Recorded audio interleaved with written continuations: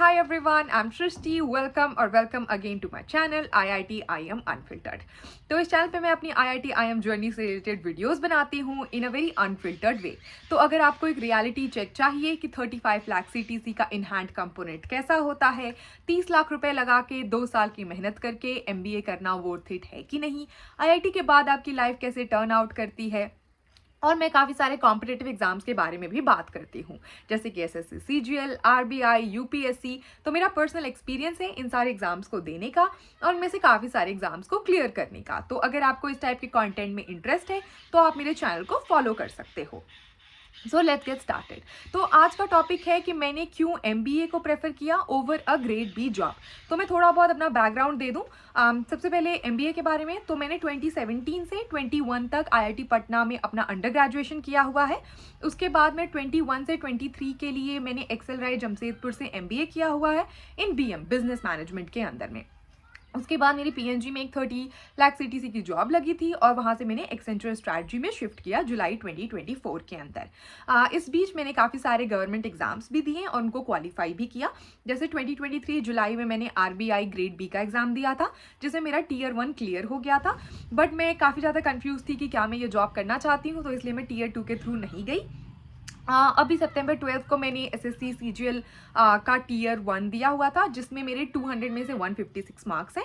तो आप जाके मेरे एक पुराने वीडियो को चेक भी कर सकते हो, उसमें मैंने अपनी एक्चुअल मार्कशीट शेयर की हुई है आपके साथ. और 20 जनवरी को मेरा Tier 2 है, लाइक जो मेंस एग्जाम होता है वो है. बट मैं उतना इंक्लाइन नहीं हूँ वो एग्ज़ाम को देने के लिए और मैं आपके साथ शेयर करूँगी कि क्यों, मेरा थॉट प्रोसेस कैसा है. तो सबसे पहले मैं कुछ एडवांटेजेस लिस्ट करूंगी आपको एंड देन फिर कुछ डिसएडवांटेजेस बताऊंगी, क्योंकि कोई भी एक डिसीजन कंप्लीटली राइट या कंप्लीटली रॉन्ग नहीं होता है. और आपको खुद से ये सोचना पड़ता है कि उसके जो एडवांटेज हैं वो आपके लिए ज़्यादा इंपॉर्टेंट हैं या डिसएडवांटेजेस आपके लिए ज़्यादा इंपॉर्टेंट हैं, और फिर उस हिसाब से आपको डिसीजन लेना पड़ता है.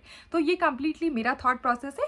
अगर आपको कोई डाउट है या फिर आपके अगर डिफरेंट ओपिनियन है तो आप जाके कमेंट सेक्शन में मेरे से पूछ सकते हो और हम दोनों उसके ऊपर डिस्कस कर सकते हैं. तो या लेट्स गेट स्टार्टेड. तो सबसे पहला एडवांटेज क्या है कि पैसा ऑनेस्टली सबसे इम्पॉर्टेंट चीज़ है. तो मेरी जो जॉब है उसके थ्रू मेरा जो इन हैंड कंपोनेंट है, टैक्स वैक्स सब कुछ काट के जो भी पैसा मेरे को मिलता है वो एक RBI ग्रेड बी की या फिर SSC ग्रेड बी की जॉब से ज़्यादा है.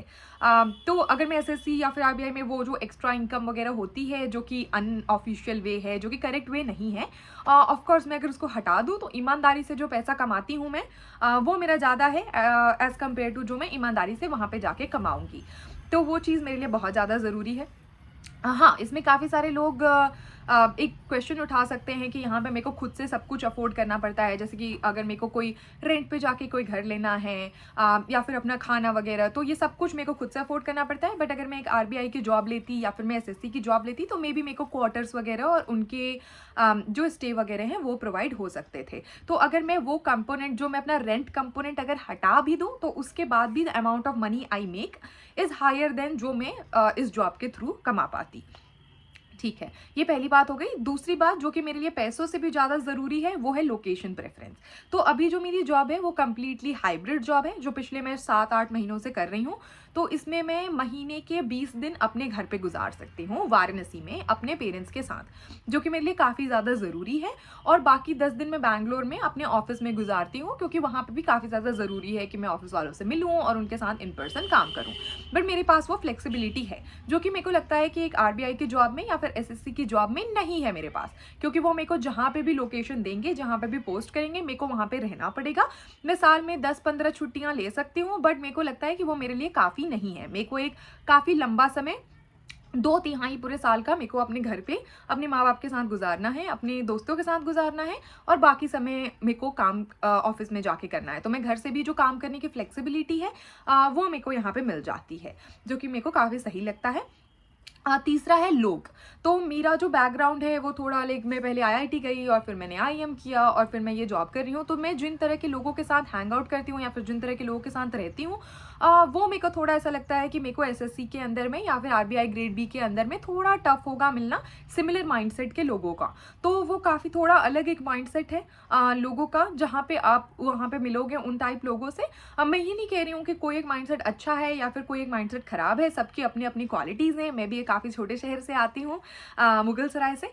तो बट हाँ, आपको एक ये चीज़ थोड़ी सोचनी पड़ेगी कि क्या आप उन लोगों के साथ रह सकते हो, क्या आप एमबीए वाले लोगों के साथ रह सकते हो, क्या आपको थोड़ा फैंसी या शो ऑफ या ये सब चलेगा, या फिर आईटी वाले लोगों का बहुत ज़्यादा टेक्नोलॉजी के बारे में बात करना और उसके पीछे पड़े रहना, वो चलेगा या वो अच्छा लगेगा आपको या नहीं, या फिर आपको एक सरकारी जॉब के अंदर में दुनिया के बारे में, एक्सटर्नल अफेयर्स के बारे में और पॉलिटिक्स के बारे में ये सारी बातें करना ज़्यादा अच्छा लगेगा। तो वो आपको एक सोचना पड़ेगा। मेरे को लगता है कि मेरा ये ज़्यादा प्रेफरेंस है जो अभी मैं इन्वायरमेंट के अंदर में हूँ। तो ये मेरे 3 मेजर रीज़न्स हैं जिसके लिए मैं ये एमबीए वाले जॉब प्रेफर करती हूँ over going through the assessee CGL और आरबीआई वाला थिंग। अब मैं कुछ डिसएडवांटेजेस बता दूँ आपको। तो सबसे पहले तो मेरे इसमें पैसे काफ़ी ज़्यादा लगे हैं एज़ कम्पेयर टू जो मैंने उस जॉब के थ्रू किया होता। तो जैसे आईआईटी के अंदर में मेरी टोटल फीस वगैरह सब कुछ मिला के 12 से 15 लाख का खर्चा आ गया था। उसके बाद जब मैंने एमबीए किया तो वहाँ पे मेरा 25 लाख का ऑलमोस्ट खर्चा सब कुछ मिला के आ गया था। तो ये पूरी जर्नी के अंदर मैंने 40 लाख के लगभग खर्च किए। उसके पहले मैंने जेईई की प्रिपरेशन भी की थी, प्रॉपर कोचिंग जाके, और 2 साल में डेली कोचिंग जाती थी और ये सब। तो और कोचिंग की फ़ीस और सब कुछ, स्कूल की फ़ीस और सब कुछ मिला के आप 5 लाख रुपए और ले सकते हो। तो टोटल ये जर्नी पे मैंने 45 से 50 लाख का खर्चा कर दिया होगा। जबकि अगर मैं एसएससी या फिर आरबीआई के जॉब के थ्रू गई रहती तो मे बी मेरे कॉलेज की फ़ीस उतनी ज़्यादा नहीं रहती, और फिर मेरे को एमबीए वगैरह करने की जो इतनी ज़्यादा मैंने फ़ीस दी है वो मेरे को नहीं देनी पड़ती। बट अगर आप उस रिटर्न पॉइंट ऑफ व्यू से देखो तो अभी जो मेरी इनकम है उससे मैंने वो, अगर कुछ मैंने तो लोन नहीं लिया है, बट अगर काफ़ी लोगों ने लिया भी होगा तो वो उसको काफ़ी ईजिली भर पाते हैं। तो अगर पैसा आपके दिमाग में बहुत बड़ा रीज़न है तो आपको थोड़ा इससे बाहर निकल के सोचना चाहिए, क्योंकि आपकी जो सैलरी होती है उसके बाद उससे आप एक 25-20 लाख का लोन आराम से भर सकते हो। मैं ये नहीं कह रही हूँ कि बहुत आसान है, बट बहुत ज़्यादा मुश्किल भी नहीं है, तो आप ये चीज़ कर सकते हो। दूसरी चीज़ ये है कि जैसे मैं खुद एक बिहारी हूँ, तो यूपी बिहार में काफ़ी ज़्यादा ये सरकारी नौकरी का इज़्ज़त रहता है। तो आप प्राइवेट जॉब में कुछ कितना भी अच्छा करो, इतनी ज़्यादा इज़्ज़त लोग नहीं देते हैं। तो ये चीज़ आपको थोड़ी सोचनी पड़ेगी। जैसे मेरे लिए क्या है कि मतलब मेरा अंडर ग्रेजुएशन और ये सब अच्छा था, तो थोड़ा बहुत मेरे को सोसाइटी में रिकॉग्निशन मिल गया था। बट उसके बाद जैसे अभी मेरे को थोड़ा बहुत ऐसा है कि हाँ, मतलब प्राइवेट जॉब है और ये सब, बट आपको फिर अपने साथ पीस पे आना पड़ेगा कि लोग कुछ भी बोल रहे हैं, आपको कैसा लग रहा है। तो क्योंकि मैं जैसे कि 24 घंटे हैं दिन में, तो मैं 8-10 घंटे तो काम कर रही होती हूँ। फिर मैं थोड़ा बहुत यूट्यूब कर लिया, मैंने आपके सारे कमेंट्स पढ़े और उस पर रिप्लाई किया, आपसे बातें करी, जो लोग इतना मेल लिखते हैं, मेरे को मैसेजेस करते हैं, तो उन सब से बात करते करते 2-3 घंटे उसमें निकल जाते हैं। फिर मैं अपने घर वालों के साथ 2-3 घंटे गुजारती हूँ। उसके बाद मेरे पास इतना टाइम नहीं, अपने दोस्तों के साथ जो मेरे काफ़ी क्लोज फ्रेंड्स हैं, जो मैं कुछ भी करूँ तो मेरी सहायता ही करने वाले हैं, उनसे मैं बात करती हूँ। और जो जो सोसाइटी, जो समाज है जहाँ पे मैं निकलती हूँ, वो दिन में मुश्किल से 1 घंटे है। तो 1 घंटे के लिए मेरे को नहीं लगता है कि अपने जो बाकी 23 घंटे हैं उसको मैं कॉम्प्रोमाइज़ करूँ, क्योंकि घर के अंदर जो खुशी है मेरे लिए सबसे इंपॉर्टेंट वही है, तो मैं उस पर ज़्यादा फोकस करती हूँ। तो हाँ, ये दूसरी डिमेरिट है।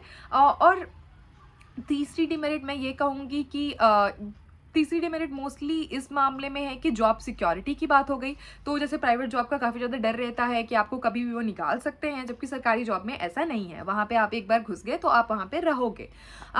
बट इसमें मेरा थोड़ा डिफरेंट व्यू पॉइंट है, क्योंकि आप देखो, एक अच्छा एमबीए कर लेते हो या फिर एक अच्छा आईआईटी से डिग्री ले लेते हो, उसके बाद आप जनरली थोड़ी अच्छी कंपनीज़ में जाते हो, जहाँ पे अगर आपको वो फायर भी कर रहे हैं, क्योंकि मैं ये नहीं कहूँगी कि यहाँ पे फायरिंग नहीं होती है, लेकिन अगर वो आपको फायर भी करेंगे तो आपको सेवरेंस देते हैं। सेवरेंस का मतलब क्या होता है कि जैसे अगर मेरे को कल उन्होंने जॉब से निकाल दिया, तो वो अगले 6 महीने की, 8 महीने की मेरे को सैलरी दे के निकालेंगे।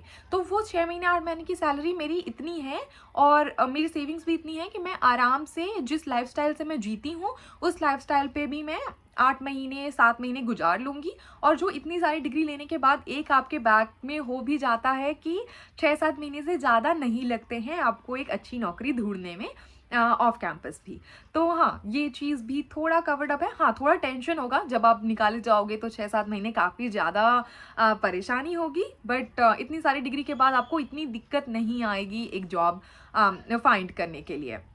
तो हाँ, ये 3 एडवांटेज और 3 डिसएडवांटेज थे। मेरा एडवांटेज ज़्यादा बेटर था एज़ कम्पेयर टू डिसएडवांटेज, तो इसलिए मैंने ये चुना था। इसके अलावा एक और मेरा जो मेजर कंसर्न रहता है कि मैं काफ़ी सारे लड़के लड़कियों को देखती हूँ कि वो बहुत सालों से सरकारी एग्ज़ाम के पीछे पड़े हुए हैं, कि 4 साल 5 साल से तैयारी कर रहे हैं, बस तैयारी किए जा रहे हैं। तो मैं उनको भी सजेस्ट करना चाहूँगी कि लाइफ में बस एक एग्ज़ाम नहीं है कि आप उसके पीछे हाथ पैर धो के बिल्कुल पड़ जाओ। लाइफ में और भी बहुत सारी चीज़ें हैं जो आप कर सकते हो, और उनके थ्रू थ्रू भी सक्सेस पा सकते हो। तो प्लीज़ अपना थोड़ा सोच वहाँ से बाहर बढ़ाइए, थोड़ा और ज़्यादा अच्छी पॉजिटिव चीज़ों के बारे में सोचिए। और अगर आपको लगता है कि जर्नी बदलने का या फिर कुछ और करने का भी मकसद हो सकता है, सही हो सकता है, तो कृपया ज़्यादा बिना सोचे हुए उसके लिए आप जाइए, आप उसको ट्राई करिए। Life works out at the end of the day, जैसा कि मैं हमेशा बोलती हूँ। तो या thank you for being here, all the very best, bye bye.